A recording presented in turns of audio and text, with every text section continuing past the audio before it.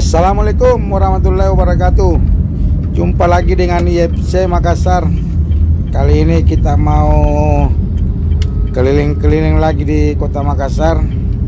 Sekarang ini saya mau jalan-jalan di area Tanjung Bunga. Sekarang ini saya sudah masuk di jalan Metro Tanjung Bunga.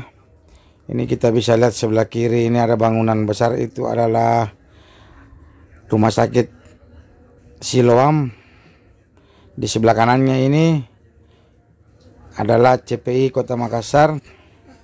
Kita terus dan ternyata di depan ada bangunan bertingkat, itu adalah Hotel Derindra yang view-nya semua ke laut.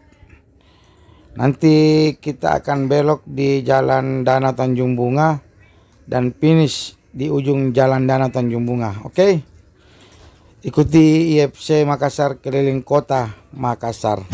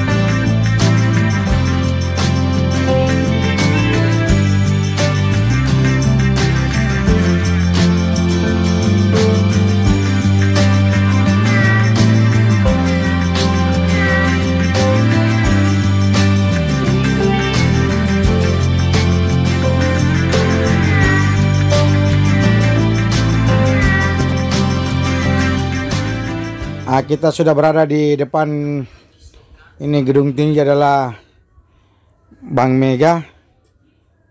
Nanti setelah Bank Mega itu kita dapat nanti Mall Trans Studio.